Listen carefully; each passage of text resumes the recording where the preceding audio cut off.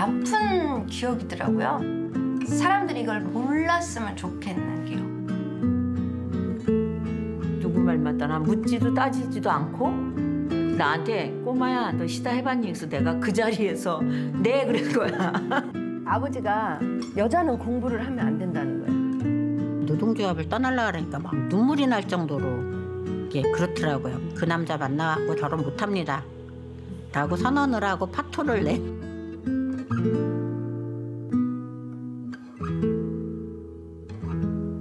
어느덧 50년이 지난 일입니다. 공부를 하고 싶어도 공부할 수 없이 산업전선으로 뛰어들어야 했던 소녀들. 그 당시에는 시단이, 미싱보존이, 심지어 공순이니 불리면 안 되는 이름으로 불리던 시절이 있었습니다. 네, 그렇게 네. 무시와 차별 속에서 뜨거운 10대를 보냈던 평화시장 소녀들의 이야기를 담고 있는 영화입니다. 영화 미싱 타는 여자들의 주인공 이숙희, 신신의 임미경 씨 박수로 모시겠습니다. 네, 어서 오십시오.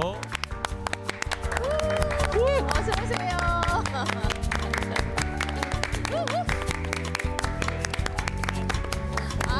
네. 요즘 바쁘시죠? 네, 어떠세요? 네. 네, 저희들의 이야기가 이렇게 영화가 될 거라고는 생각을 못했는데 네. 저희 이야기가 또 하고 싶었던 동료들에게 하고 싶었던 이야기들이 잘 전해지게 만들어져서 너무 감사하고 또 많은 분들이 봐주셔서 고맙게 생각하고 아이고 저희가 감사하죠. 이분들이 이 영화에 출연하기까지는 고민을 많이 하셨을 것 같아요. 그렇죠. 특히 세 분 중에 임미경 선생님 같은 경우에는 정말 고민을 많이 하셨다고. 왜 많이 그러셨어요? 고민 많이 했어요. 자식들한테도 대학교 갈 때까지 이 사실을 숨겼고요. 요즘 개봉하고 지금 이거 영화 본 사람 중에 30년, 40년 알았는데 네가 그렇게 산지 몰랐다라고 얘기해 주더라고요. 사실 저렇게 말씀하실 수밖에 없는 것이 여러분도 잘 아시겠지만 평화시장에서 여공으로 일하는 그 과정에서 간첩이라고 오해를 받는 그런 순간이 있었습니다. 네. 그래서 남들이 겪지 않아도 될 힘든 시간을 겪었기 때문에 저렇게 망설이시지 않았을까 싶어요. 그러게요. 네. 그 마음의 고민과 아픔이 얼마나 컸을까 싶은데요. 이렇게 영화로 다 털어놓고 나니까 신순애 선생님 같은 경우에는 주변에 자녀분들이 보고 어떻다고 얘기하시던가요? 내 엄마여서 너무 고맙다고. 자랑스럽다고. 네. 네. 지금도 아마 말씀하시면서 좀 울컥하시는 것 같은데 사실 혹시 그러니까 우리 딸들이 이제 조금 좋은데 좀 취직을 하는데 엄마가 걸림돌이 되지 않을까 불안할 때도 있었습니다. 네. 하지만 이제 그러지 않으셔도 됩니다. 네, 당당하게 말씀하셔도 되고요. 어쩌면 여러분이 겪은 그 세월 덕에 우리가 이렇게 지내고 있는 건지도 모르겠습니다. 그러게 말입니다. 네. 이 그때 영화 고맙습니다. 그가 아마 그래도 대한민국이 경제 초석을 다질 때 아닙니까? 그때가 다 여러분들이 이뤄놓으신 거고 1970년대 평화시장에서 일하시던 분들이 25,000명이 넘었다고 해요. 네. 그 중에서 80%가 여성이었고 또 그 중에서 절반 정도는 10대 소녀들이었다고 합니다. 그렇습니다. 네. 이 영화 미싱 타는 여자들은요, 역사 속에서 많이 주목받지 못했던 어린 죄송해요. 네. 어린 여성 노동자들의 이야기를 담고 있는데요. 맞습니다. 지금 오늘은 아침마당 주인공이십니다. 저희가 타임머신을 타고 70년대로 다시 한번 가볼게요. 자, 평화시장 10대 소녀들의 그때 그 시절 어떤 인생 이야기가 있을까요? 살펴보겠습니다. 가난해서 혹은 여자라는 이유로 시작된 여공의 삶. 초등학교 졸업하고 바로 일을 시작하셨다고 들었고 신순애 선생님 같은 경우에는 초등학교 졸업도 못하고 바로 일 시작하셨다고 들었어요. 그러면 뭐 나이로 따지면 13살, 14살 때 일을 시작하신 거네요. 13살에 제가 평화시장에 들어갔습니다. 네. 이숙희 선생님도 그 시절이 여전히 기억이 선명하신 거예요? 그럼요. 네. 그 아침 8시에 공장에 들어가서 아이고야. 밤 10시, 11시까지 일을 해야 됐고요.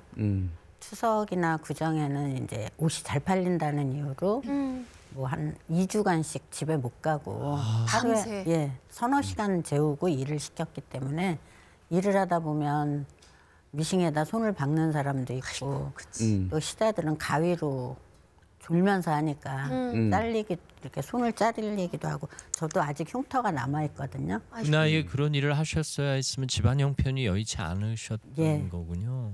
저는 엄마가 저희 삼형제를 세 자매를 키우셨기 때문에 그래서 제가 또 맞이니까 아, 맞다리라. 그래서 조금이라도 도움이 될 수 있을까 하고 돈을 벌어야 되겠다. 그리고 1년만 고생하면 기술 배워서 돈 벌 수 있다 그래서 그 말을 믿고 시장에 들어가게 됐습니다.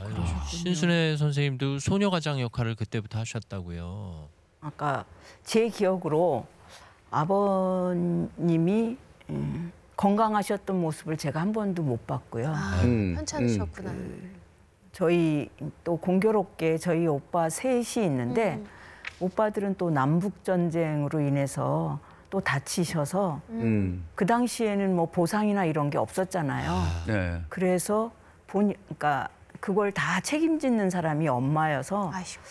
엄마를 어떻게 해서든지 도와야 된다는 그거 하나로 제가 너무 어린 나이에 철이 일찍 들어가지고 그러시네요. 한 번도 학교 보내달라고 투정 한 번도 못 해봤습니다. 아이고 신통해 죽겠네요. 네. 어릴 때부터 너무 큰 책임감으로 가정을 이끌어 오셨구나라는 생각이 드는데 임미경 선생님께서도 소녀 가장이셨어요. 벌써 울고 벌써. 계세요. 아이, 속상해.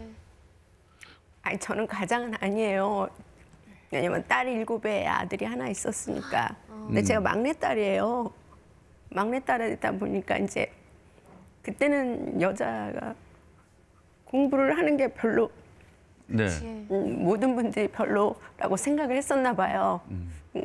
아들은 공부를 시키고 딸은 이제 그냥 여전히 그래서 그때- 초등학교 네, 졸업하면 조연출 선생님 우리 휴지 좀 갖다 죄송해요. 드리겠어요? 예. 부모들 아이고, 생각이 죄송합니다, 그때는 좀 그렇게 구태의연하게 생각들을 했어요. 여자분들은 뭐 이렇게 딸들은 공부를 안 해도 일단 남아서나 먼저야. 남자 먼저. 아들부터 가리키려고 그랬어요. 아유 계속 눈물을 고맙습니다. 흘리셔서 지금 네. 임미경 선생님이 네. 아이고 옆에 저희- 임미경 선생님 첫 번째 계신 예. 네. 네. 네, 아이고 지난 세월 생각해 보면 그때 너무 힘들었기 때문에 그 단어만 나와도 이렇게 가슴이 울컥하시죠. 울컥해지시는 게 아닌가. 정말 네. 힘드셨잖아요. 그러니까요. 네. 그만큼 저희가 또 아픈 얘기를 여쭤보는 것 같아서 그러니까 죄송스러운 마음도 드는데요. 송구합니다. 네. 네.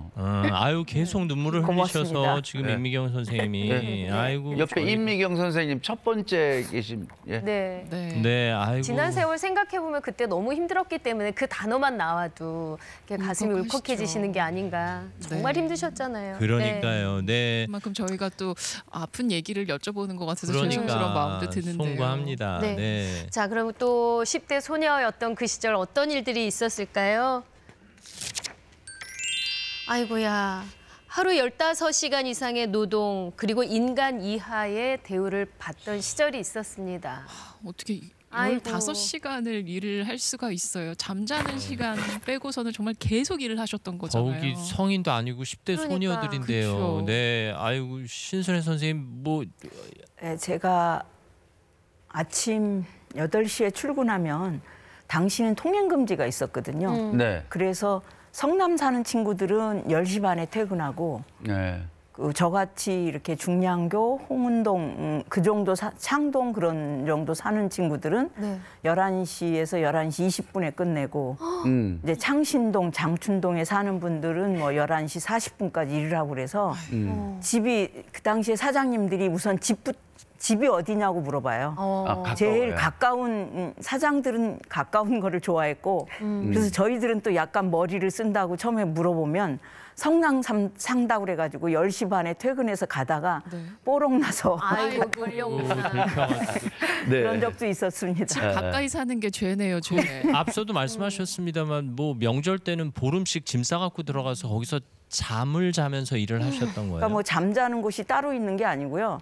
그냥 시사판이나 미싱판에 그냥 엎드려서. 쭈그리고 잠깐 잠깐 졸고 뭐 꿀잠이라고 그러죠. 잠깐 한 10분 자고 또 일하고 못 견디겠으면 하여튼 그렇게 그곳에서 그렇게 잤습니다. 아니 윤미경 씨도 그땐 명절이 오히려 싫으셨겠어요.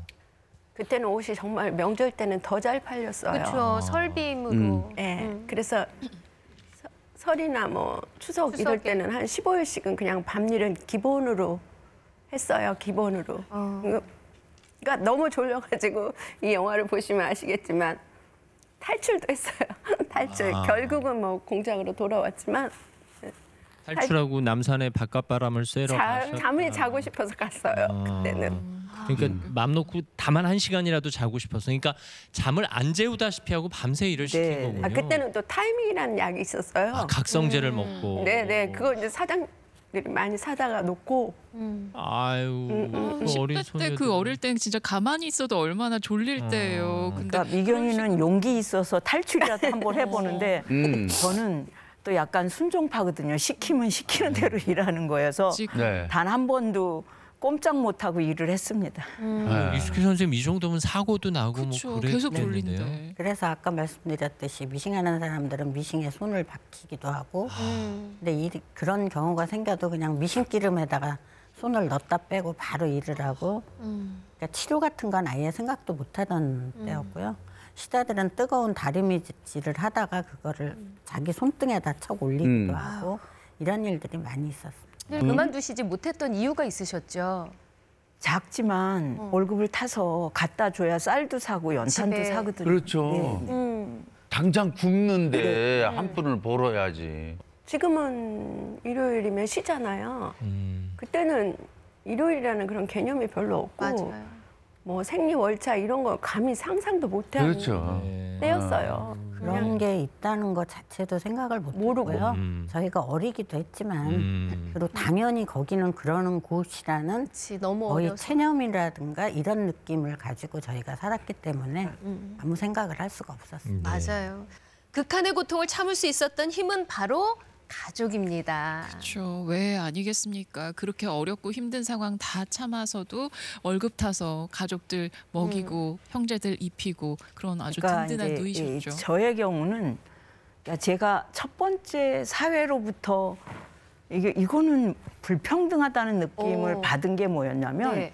전 13살에 이제 당시에 차비가 일반은 10원, 학생은 5원이었어요. 근데 학생은 이제 회수권을 사서 다녔고 그렇죠. 우리는 학생이 아니라는 이유로 회수권을 살 수가 없었어요. 그런데 버스를 타면 제가 키가 적잖아요. 대학생들이 22살, 그 당시에는 군대가 또 3년이었잖아요. 네.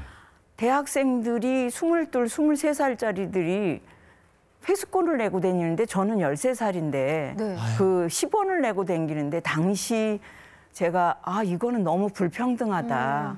이거 내가 하루에 10원이면 사실은 우리 집에 하루에 반찬값이거든요. 그래서 저 같은 경우는 오늘 10시에 사장이 오늘은 10시에 가 그러면 제가 10시에 거기서부터 평화시장서부터 중량교 그 무허가 뚝방촌까지 네. 2시간 동안 걸어갔어요. 그 10원을 아끼려고. 그 10원으로 네. 가족들 반찬. 네. 네, 지금도 또 연신 눈물이. 죄송합니다. 네.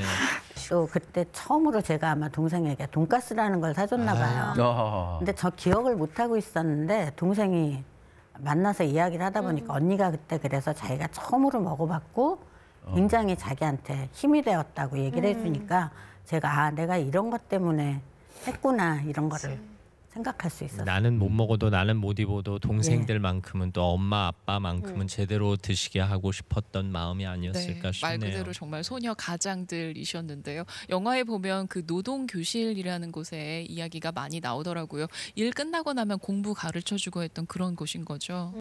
중등과정 무료라는 팜플렛이 왔어요. 그래서 그 당시에는 또 어떤 게 있었냐면 그러니까 간첩들이 삐라를 뿌린다. 그러니까 이상한 게 있으면 신고를 해라. 그리고 뭐 포상금도 준다. 막 이런 게 안내 방송에서 계속 나왔거든요. 혹시 이거 어떻게 학교에서도 돈을 육성회비를 안 내서 공부를 못 했는데 어떻게 공짜로 해주지? 그 이해가 안 가죠. 네. 그리고 그 당시에는 또 공짜면 양잿물도 먹는다는 그런 말이 있었어요. 그래서 이거를 들고 노동교실을 찾아갔더니 무료라는 거예요. 그래서 이제 뭐 이름 적으라고 그래서 그런데 어떤 난이 있었냐면 당시에는 우리는 다 평화시장으로 통칭하는데 그 당시에는 뭐 평화시장 옷이 잘 팔리니까 상가가 주변에 많이 생겼어요. 뭐 동화시장, 연세상가. 네네네네. 그런데 제가 동화시장을 딱 썼더니 이제 직책이 뭐냐 그래서 미싱사. 그다음에 이제 이름이 뭐냐 그러는데 제가 평화시장 들어간 지 한 8년 만에 처음으로 신순애라는 이름을 써본 거예요. 그동안은 제가 7번 시다, 아이고. 3번 미싱사 아니면 그러니까 1번 노동교실 처음 들어가면서 신순애라는 이름을 적어보는. 그래서 그 임미경 선생님도 사실 공부를 더 하고 싶었는데 딸들은 안 시킨다는 것 때문에 학교를 못 간 거라 배움에 대한 열망이 간절하셨겠네요. 저 너무 좋았어요. 초등학교 졸업하고 버스를 타고 가면 우리 친구들은 다 교복을 입고 학교를 갔어요. 아유, 저는 죄송합니다. 그냥 가방 메고 그냥 공장을 갔어요. 그 시절. 근데 이제 노동교실이라는 곳이 생기고 갔는데 너무 좋은 거예요. 배움이 네, 그러니까 우리가 참 못 배워서 꼭 배우고 싶다라는 이런 갈망이 굉장히 강했어요. 공부하고 싶잖아요. 친구들은 다 학교 가는데. 어쩔 수 없이 일은 해야 했지만 가족의 생계를 위해 일은 해야 했지만 공부는 포기할 수 없었다. 그런 배움의 기회를 제공해 두던 그 공간을 한때 폐쇄한 적도 있었다면서요. 77년에 저희 노동자들한테 배움터였고 놀이터이기도 했고 집보다 더 오랜 시간을 함께 하는 이런 곳이었는데 거기를 벼랑간 9월 10일 날까지 계약 기간이 남아 있는데 문을 9월 10일까지 짐을 빼라고 연락이 오게 됩니다. 그래서 이제 아까 말씀드렸던 데도 학교고 놀이터고 친교회장이고 이랬던 것을 강제로 뺏기게 되니까 그거를 뺏기고 싶지 않은 저희들의 그 마음이 다 그리로 모이게 했던 그런 심지어 간첩이라는 오해까지 받고 네. 또 하지 말아야 할, 겪지 말아야 할까지 하는 일까지 겪으셨습니다. 네. 저도 얘기만 들어도 이렇게 목이 메는데 직접 경험하신 분들은 얼마나 답답하실까 싶기도 해요. 그러게요. 네. 사실 그 당시 대단한 걸 바라는 것도 아니고 하루에 8시간만 일했으면 아니 더 해도 좋다. 저녁 8시에 퇴근해서 공부만 하게 해달라. 이런 네. 요청도 네, 받아들여지지 않던 시절. 그 언덕에서 미싱질을 할 때 그 촬영할 때 기분은 어떠셨어요? 아 이럴 수도 있는 거구나. 항상 그 좁은 공간에서 어둠침침하고 환기도 잘 안 되고 이런 곳에서만 일을 했었는데 아 이렇게 탁 트인 곳에서도 할 수 있구나.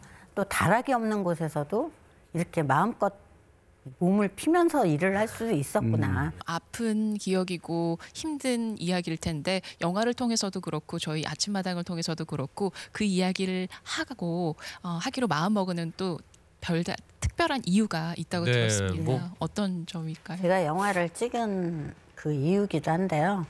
사실 그때 15, 16 이런 어린 동생들이 그 교실을 돌려달라고 그 안에 들어와 있었고 그래서 전부 다 고통을 받았습니다.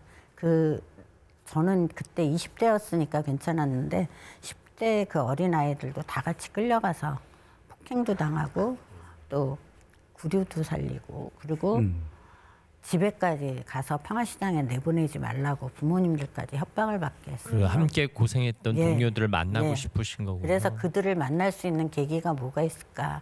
그리고 그들을 만나면 끌어안아주고 싶고 또 우리가 그때 했던 것들이 올바른 것이었고 맞아요. 잘 살았던 것이다라고 말해주고 싶어서 그래서 영화를 하게 됐어요. 혹시 그 시절 과거를 숨기고 사시는 분들이 계시다면 예. 이제 그러지 않으셔도 됩니다. 이분들이 세상에 그때의 아픔을 알리고 그래도 우리들 이렇게 당당하게 살아도 돼라고 외칩니다.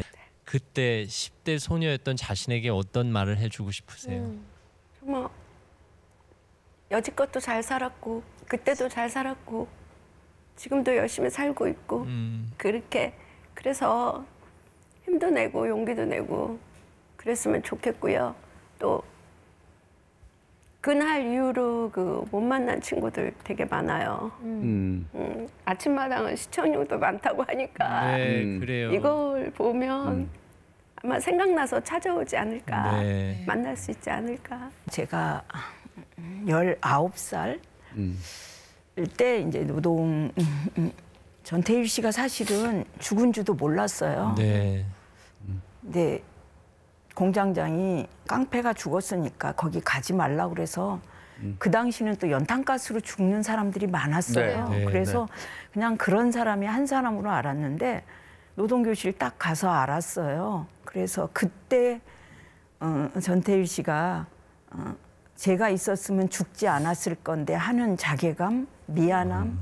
그래서 두 번 다시 그런 행동은 하지 말아야 되겠다 하는 게 저한테 있어서 그 이야기를 50년이 지난 나 자신에게 하고 싶다는 네, 말씀이었습니다. 그래서 잘 살아준 게 고맙고요. 예. 그렇게 당시에 저를 믿고 따라온 시다들 보고 싶고 그렇습니다. 네, 잘 살아주셔서 저희가 고맙습니다. 이 시대의 모든 어머니들 또 이 시대의 모든 누님들 언니들에게 저희가 큰 감사의 응원의 박수 보내드리겠습니다. 오늘 세 분 고맙습니다. 감사합니다. 예.